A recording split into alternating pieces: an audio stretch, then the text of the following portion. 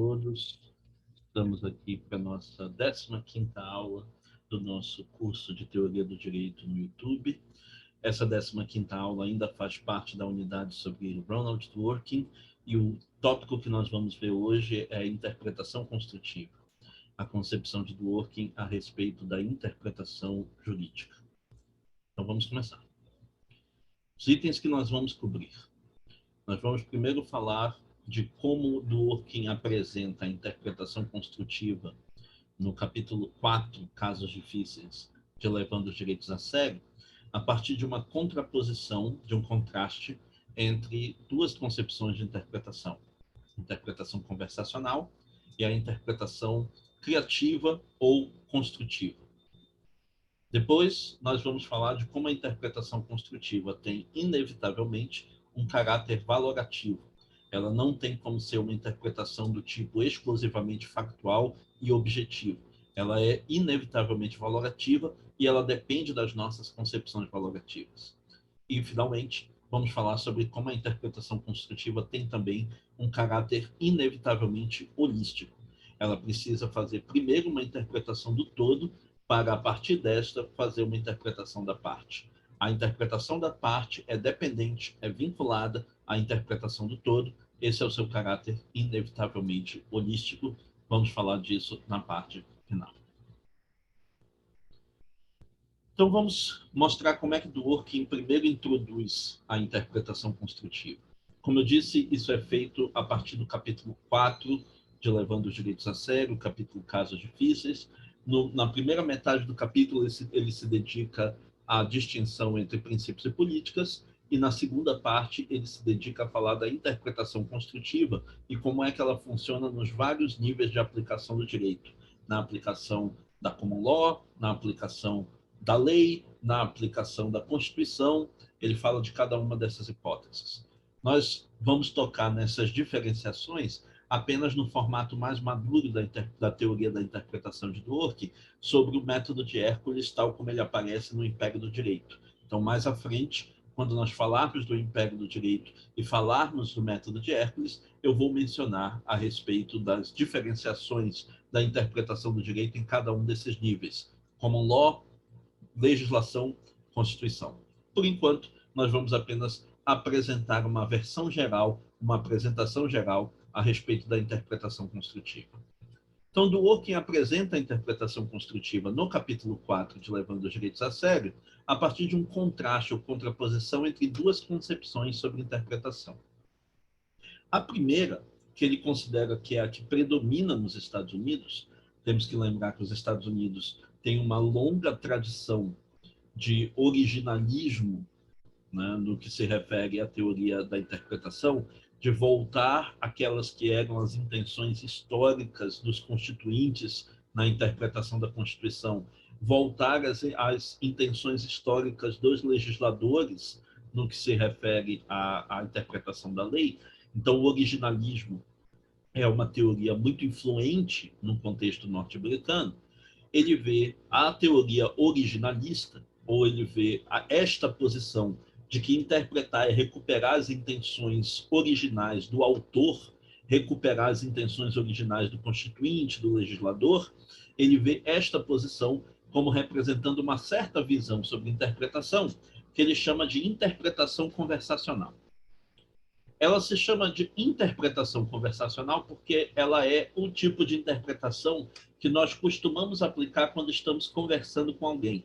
Ela é o tipo de interpretação que nós faríamos no contexto de uma conversação, em que emissor e destinatário estão em contato um com o outro e podem checar a cada momento quais foram as intenções comunicativas por trás do texto, as intenções comunicativas por trás de cada mensagem, sempre que aquela mensagem não seja imediatamente compreendida. Então, é a partir dessa inspiração que ele chama esse tipo de concepção sobre interpretação de interpretação conversacional.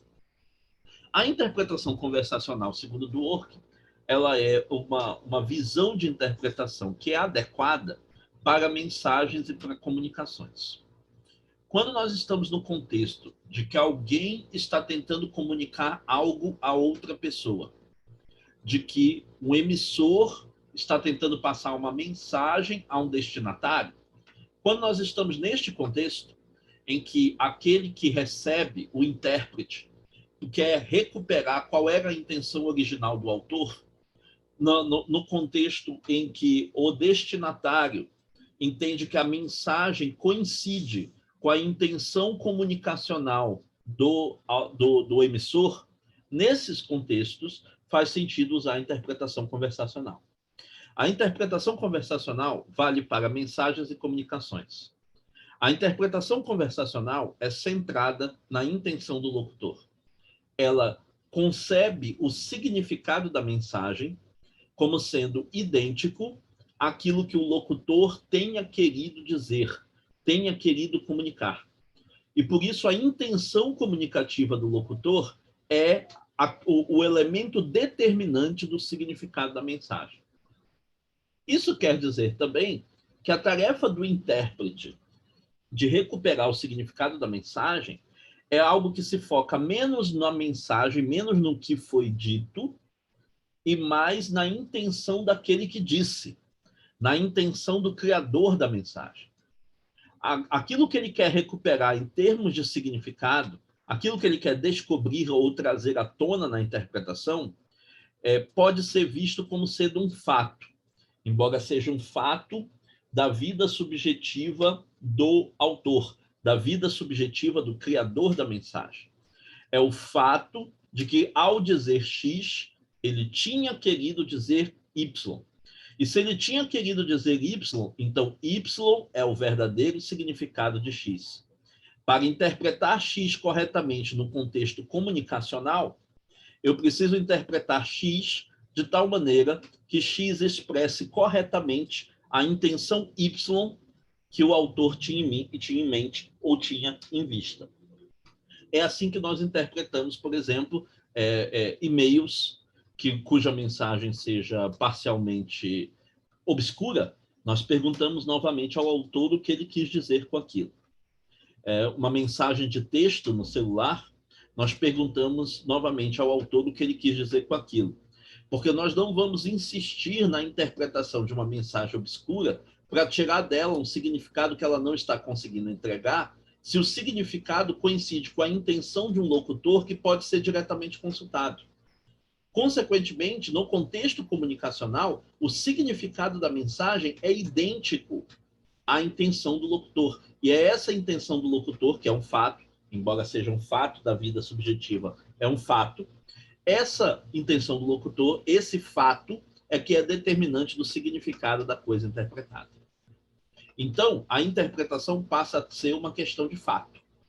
Ela é uma questão de recuperar qual, de fato, era a intenção do locutor ao criar a mensagem e, portanto, a interpretação não é uma coisa com resposta em aberto.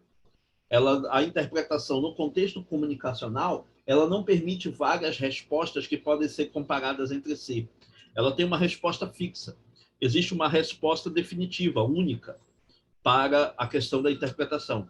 Essa resposta é aquela que coincide com a intenção do locutor, com a intenção do criador daquela mensagem. A isso, ele contrapõe uma segunda concepção, que é a concepção que ele está defendendo, é a visão que ele tem sobre como a interpretação funciona, que ele chama de interpretação criativa ou de interpretação construtiva, dependendo da parte do texto consultado. Interpretação criativa ou construtiva. E esta interpretação, ela é aplicada muito mais para aqueles casos não comunicacionais. Para casos em que a coisa criada, a mensagem criada, depois de criada, ela se torna independente do seu criador. Ela passa a ser de propriedade dos seus intérpretes, para que os intérpretes encontrem nela o melhor sentido que puderem. Isso acontece, segundo Dworkin, com instituições políticas, e isso acontece com obras de arte. Na política e na arte, as coisas que são criadas, normas, instituições, no caso da política, obras de arte, né, músicas, quadros, peças, livros de literatura, uma vez criadas, eles se tornam independentes dos seus criadores e abertas para que sobre elas se projetem múltiplos sentidos possíveis por parte dos intérpretes, que façam daquilo que eles estão interpretando a melhor coisa possível, que projetem sobre a coisa interpretada a melhor interpretação possível. É por isso que a interpretação construtiva não é centrada na intenção do locutor. A interpretação construtiva é centrada em encontrar o melhor sentido possível para a coisa interpretada. Ela se faz, portanto, uma pergunta diferente a respeito do significado. Ela não se pergunta o que o criador da mensagem quis dizer com ela. Ela não se pergunta sobre a intenção do locutor. Ela se pergunta qual sentido faria daquela coisa a melhor possível. Ela se pergunta qual o melhor sentido possível, que ainda é compatível com aquela coisa, que ainda é atribuível àquela coisa, pode ser dado a ela. Qual é o sentido que a tornaria a melhor possível? Então, é centrada no melhor sentido possível, em encontrar o melhor sentido possível, e não em determinar qual foi a intenção do locutor. Consequentemente, a posição do intérprete se torna muito mais ativa. A posição do intérprete na interpretação conversacional é passiva. Ele não determina nada, ele apenas descobre uma intenção que o locutor já tinha. Ele apenas amolda a compreensão dele à intenção do locutor. Já a posição do intérprete na interpretação construtiva é ativa. Ele constrói o sentido. Ele constrói o conteúdo da coisa que está sendo interpretada. Ele modifica o sentido da coisa interpretada para que ela se torne, nas mãos dele, a melhor que ela puder ser. Também, por último, enquanto a interpretação conversacional se reduz a uma questão de fato com resposta fixa, a interpretação construtiva é uma questão de valor, é uma questão de encontrar o melhor sentido possível. E aí, diferentes intérpretes que tenham diferentes concepções valorativas podem chegar a diferentes sentidos como sendo o melhor sentido. E, portanto, ela é não apenas variável de intérprete para intérprete, mas ela é também variável no tempo. Aquilo que poderia ser o melhor sentido possível da coisa interpretada numa certa época se torna outra noutra época, que tenha outras circunstâncias, outras preocupações, outros valores, outros interesses. Consequentemente, ao se tornar uma questão de valor, ela também se torna uma resposta variável ao longo do tempo. Para você ver a diferença que isso faria, imagine um exemplo da segunda emenda da Constituição norte-americana, a polêmica segunda emenda que garante o direito de portar armas. A segunda emenda americana foi aprovada logo depois da Guerra de Secessão, junto com as primeiras emendas à Constituição.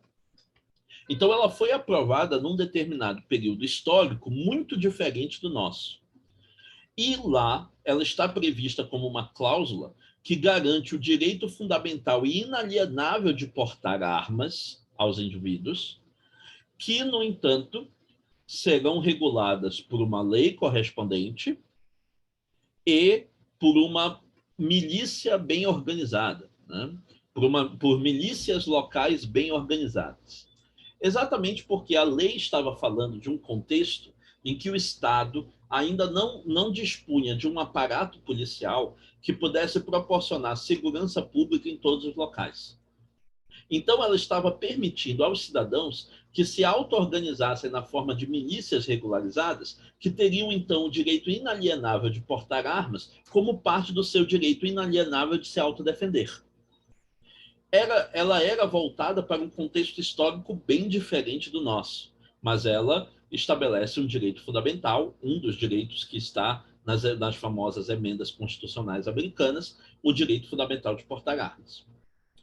Se você interpreta a segunda emenda à luz da primeira visão de interpretação, então, para nós entendermos o sentido da segunda emenda, nós temos que recuperar as intenções originais dos constituintes, que, por sua vez, se referem às circunstâncias históricas daquele século. do século XIX. As circunstâncias históricas de quando a emenda foi feita nos Estados Unidos.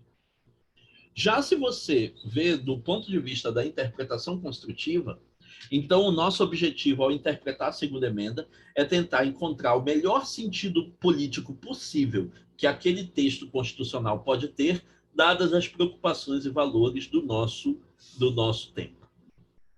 Então, isto faz bastante diferença ao avaliar, por exemplo, a constitucionalidade de uma lei que estabelecesse restrições ao tipo de armas que podem ser adquiridas pelos indivíduos ou que estabelecessem a necessidade de fazer checagens do seu histórico anterior, os chamados background checks, a respeito daqueles que tenham o interesse de adquirir armas perigosas. Então, neste caso, ao examinar esta constitucionalidade, faz muita diferença olhar para a segunda emenda à luz da primeira visão de interpretação ou da segunda visão de interpretação. Mais uma coisa extremamente importante. Pode ficar parecendo que a interpretação construtiva jamais vai dar importância alguma para a intenção do criador da coisa interpretada. Pode ficar parecendo que a interpretação construtiva afastou qualquer importância da intenção do criador. Não é este o caso. A interpretação construtiva está atrás do sentido que torne a coisa interpretada a melhor possível. E é possível que, em certos contextos, isso leve em conta a intenção do criador. Para a interpretação de um contrato, talvez o seu melhor sentido é aquele que melhor coincida com as intenções dos contratantes. Para a interpretação de um testamento, talvez o melhor sentido das cláusulas seja aquele que coincida com a intenção do testador. E até mesmo no âmbito da legislação, quando o legislador tem em vista produzir certos efeitos sobre o cenário atual, talvez a melhor interpretação das normas seja aquela que melhor corresponda às intenções do legislador democraticamente eleito. No entanto, mesmo que, à luz da interpretação construtiva, nós demos alguma atenção, ou mesmo privilegiemos a intenção do criador excepcionalmente num caso específico, não vai ser porque nós consideramos que o significado da coisa é determinado pela intenção do seu criador. E sim porque nós consideramos que o melhor sentido possível daquela coisa é, naquele contexto, para aquele caso, para os fins de certos propósitos, levar em conta a intenção do criador. Então, a intenção do criador pode ser relevante para determinar o melhor sentido da coisa. Mas se nós damos atenção à intenção do criador, não porque o significado só pode ser coincidente com a intenção do criador, mas porque naquele contexto específico a intenção do criador fornece o melhor sentido da coisa interpretada, nós ainda estamos aplicando a interpretação construtiva e não a conversacional. A conversacional considera que a associação entre o sentido da coisa e a intenção do criador é definicional. A definição de significado é que significado coincide com a intenção do criador. Já no caso da interpretação construtiva, a relação que pode existir entre o melhor sentido e a intenção do criador é uma relação não definicional. É uma relação possível, é uma relação contingente, é uma relação circunstancial. Pode ser que, num certo contexto, para um certo propósito, a intenção do criador dê a coisa interpretada o seu melhor sentido. Mas certamente não é assim por definição e certamente não é assim em todos os casos. Então, é importante afastar essa possível confusão, essa possível observação a ser feita. Próximo tópico. Sim, antes de nós deixarmos esse tópico, lembrando que é importante que você deixe o seu like no vídeo, é importante que o maior número possível daquelas pessoas que estejam assistindo o vídeo, que estejam gostando do vídeo, coloquem o seu like, porque isso é muito importante para a circulação do vídeo e para que nós comecemos a chegar a mais pessoas. Vamos agora tratar de duas características da interpretação construtiva que ela tem inevitavelmente. A primeira é o seu caráter valorativo, o segundo é o seu caráter holístico. Então, por que a interpretação construtiva tem inevitavelmente caráter valorativo e não factual? Bom, primeiro, porque aquilo que ela busca fazer é fazer da coisa interpretada o melhor exemplar possível do seu gênero. Várias vezes Dworkin utiliza essa construção, exatamente essa sentença. Fazer da coisa interpretada o melhor exemplar possível do seu gênero. Se a coisa interpretada é uma obra de arte, então esse é o gênero que ela pertence. Ela pertence ao gênero arte. Ela é uma obra de arte. Então, encontrar o melhor sentido da coisa é encontrar o sentido que a torna a melhor obra de arte possível. Dworkin diz que, no caso das normas, as normas devem ser vistas como um produto político. Elas devem ser vistas no seu contexto político. E, portanto, interpretar as normas é fazer delas a melhor peça de política que elas puderem ser. Isso as torna o melhor exemplar possível do gênero a que elas pertencem. Política é o gênero a que elas pertencem. Então, se você está tentando fazer da coisa a melhor possível, melhor implica valoração. Melhor implica que, comparativamente com as outras, você considera que aquela é mais valiosa que as outras, que aquela é mais digna de valoração que as outras, que aquela é mais digna de escolha que as outras e, portanto, inevitavelmente, você está fazendo uma determinação valorativa. Em segundo lugar, porque você está tentando mostrar a coisa interpretada sob a sua melhor luz. Essa também é uma expressão que Dworkin usa frequentemente. Mostrar a coisa interpretada sob a sua melhor luz, ou com crase, a sua melhor luz. Né? Então, mostrar a coisa interpretada sob a sua melhor luz é utilizar aqui uma metáfora visual, uma metáfora de iluminação, e dizer que, assim como aqueles prédios históricos são iluminados à noite para eles aparecerem na sua melhor versão possível, assim como os museus têm uma forma específica de iluminação para cada pintura ou escultura, para mostrá-la na melhor versão possível, naquela versão que traz à tona o seu maior valor artístico, da mesma maneira, a interpretação está tentando mostrar a coisa interpretada sob a sua melhor luz, ou seja, na sua melhor versão. Está tentando trazer à tona o melhor sentido possível daquela coisa, dado o campo ou o gênero a que ela pertence. Consequentemente, não tem como fazer isso sem que você faça escolhas que são valorativas, sem que você prefira uma coisa a outra, prefira um sentido a outro, porque ele acrescenta em termos de valor a coisa interpretada. Em terceiro lugar, porque a interpretação construtiva ela requer do intérprete um juízo de valor sobre qual sentido é melhor. Né? Se ela escolhe o melhor sentido possível, então o intérprete vai ter que fazer um juízo de valor sobre qual sentido é o melhor. Ele não vai poder determinar isso como uma questão de fato. Não há nenhum fato que vai conseguir determinar qual sentido é melhor. Determinar qual sentido é melhor é fazer uma determinação valorativa, é emitir um juízo de valor. Não é chegar a uma constatação de fato.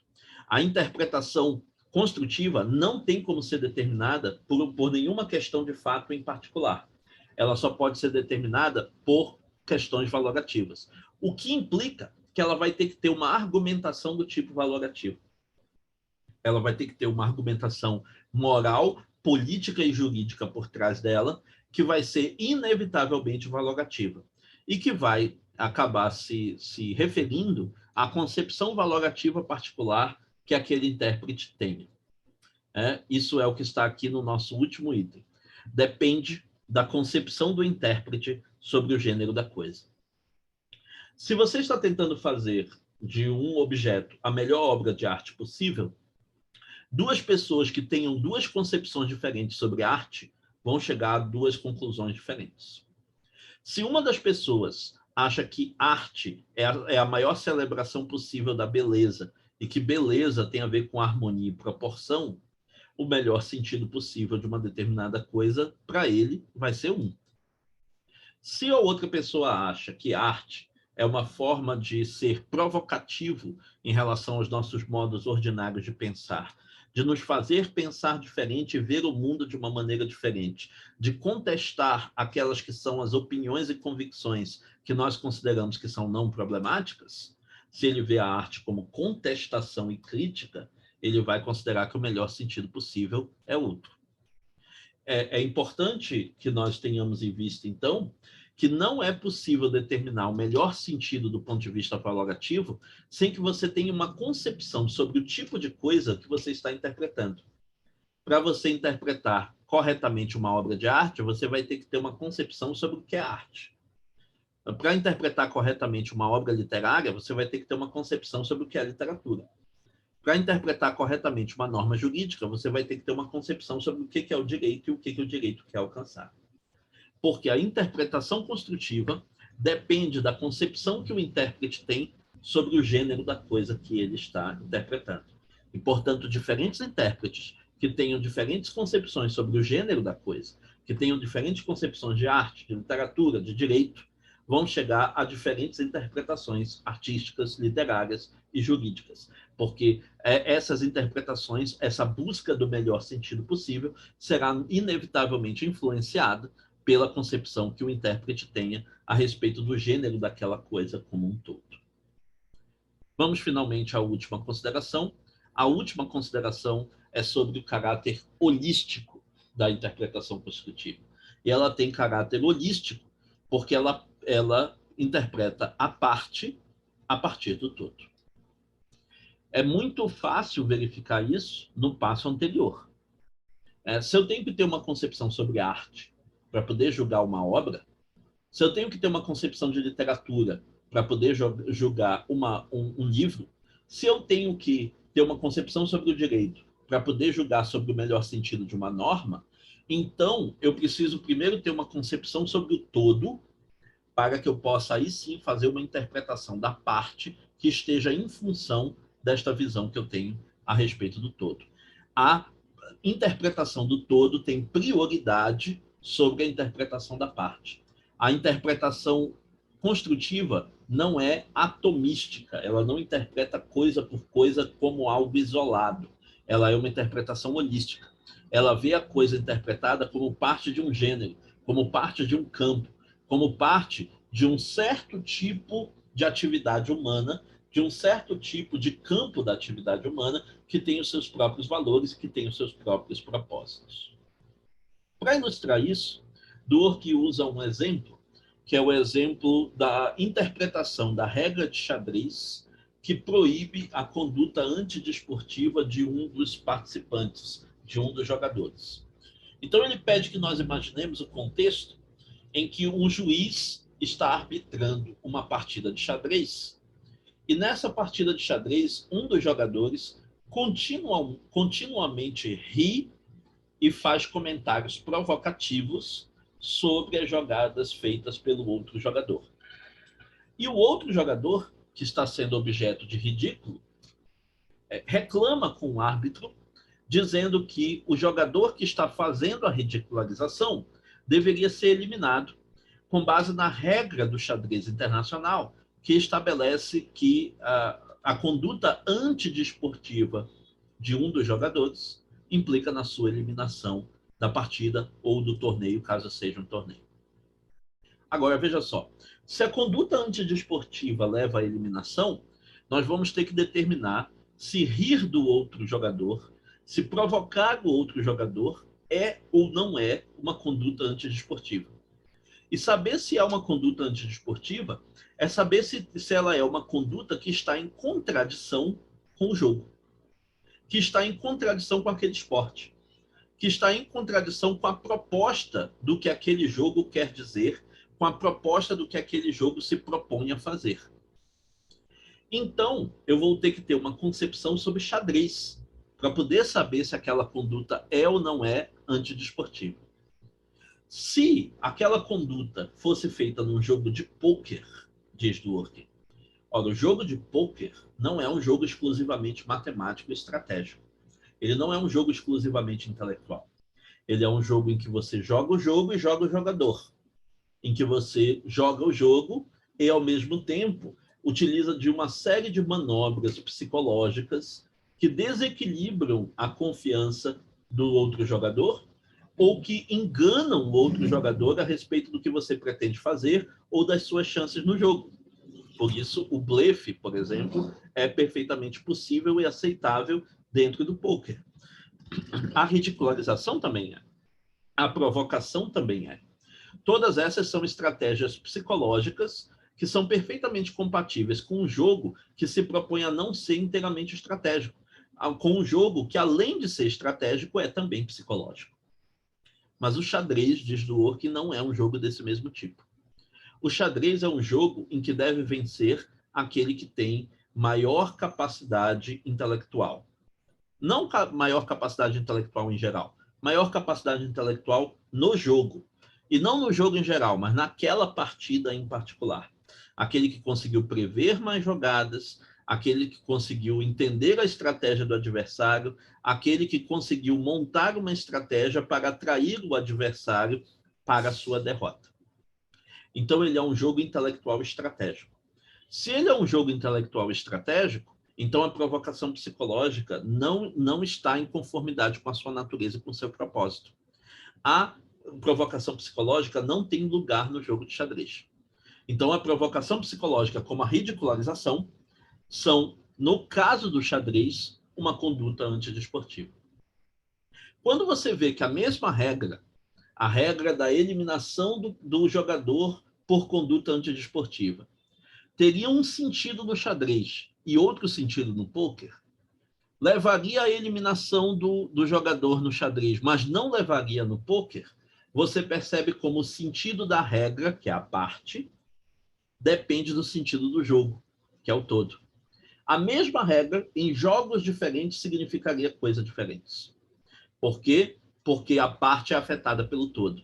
Porque a regra é afetada pelo jogo. Porque a interpretação construtiva, para dar o melhor sentido possível de uma regra, precisa levar em conta o todo de que ela faz parte, o gênero a que ela pertence, o campo da atividade humana em que ela está funcionando. Então, daí porque a interpretação construtiva é inevitavelmente holística. Inclusive, esse exemplo, o exemplo do jogo de xadrez, é o exemplo que inspira o nome do livro que o professor Ronaldo Porto Macedo publicou sobre Dworkin, que se chama Do Xadrez à Cortesia, explorando dois exemplos que Dworkin trata como centrais para falar sobre interpretação. O exemplo que ele traz no Levando os Direitos a Sério é o jogo de xadrez, o exemplo que ele traz no Império do Direito é a interpretação da cortesia. Então, nós estamos falando das concepções de Dworkin sobre o direito e interpretação, que vão de Levando os Direitos a Sério até o Império do Direito. As mudanças que ocorreram desde quando o exemplo principal era o xadrez para quando passou a ser a cortesia e quais são as mudanças correspondentes que ocorreram no pensamento de Dworkin. Então, a parte do xadrez, no do xadrez à cortesia, se refere a esse exemplo que está lá em Levando os Direitos a Sério, no capítulo 4. Agora, outro aspecto pelo qual a interpretação construtiva é holística, né? A interpretação das normas, então, depende da interpretação que você tenha do direito. Nós podemos estar falando do direito em geral.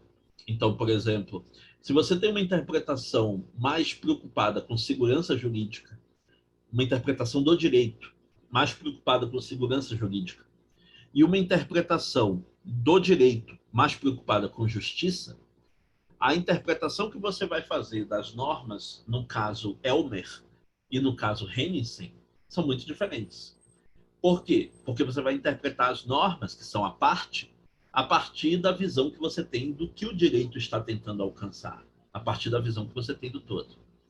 Mas isso vale não só para o direito em geral, isso vale para cada ramo do direito específico. Penalistas que vejam o direito penal como um instrumento de punição dos culpados, ou o direito penal como um instrumento de proteção dos réus, né, uma visão mais punitivista ou uma visão mais garantista, vão ter diferentes interpretações das regras jurídicas do direito penal também. Né?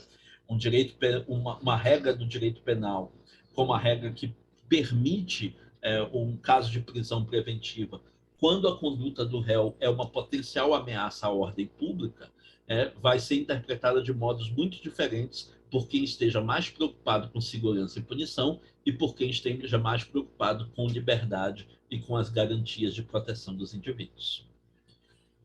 Finalmente, né, nós podemos ver nessa dependência da parte em relação ao todo, nessa dependência da interpretação de cada norma em relação à concepção que você tem sobre o direito, uma antecipação do argumento dos desacordos teóricos que Dworkin só formularia no Império do Direito. Lá no Império do Direito, ele vai dizer que existe um tipo de desacordo entre os juristas, chamados desacordos teóricos, que se refere não às proposições do direito, mas aos fundamentos com que nós julgamos a verdade dessas proposições, aos chamados fundamentos do direito.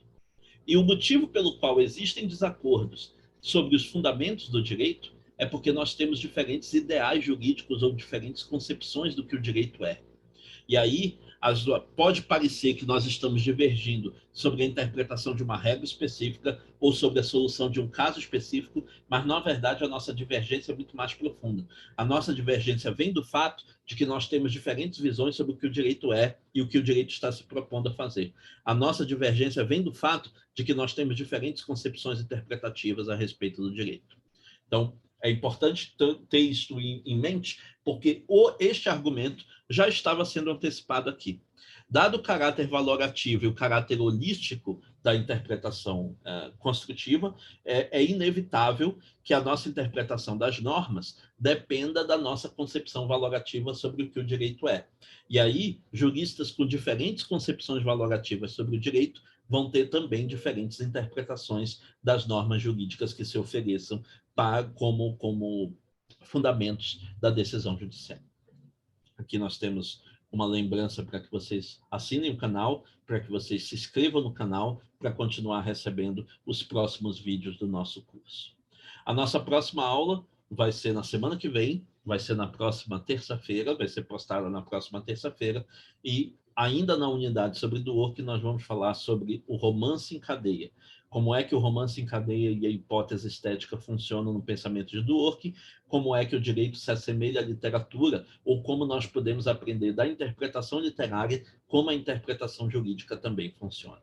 Aqui temos o ícone, lembrando que vocês compartilhem com amigos, indiquem para os amigos, para que mais pessoas possam se aproximar do nosso curso, mais pessoas tenham contato com o nosso conteúdo. Então, nós vamos nos encontrar novamente na semana que vem, na próxima terça-feira, para falarmos do romance e cadeia e aí darmos continuidade ao conteúdo do nosso curso no YouTube. Até lá!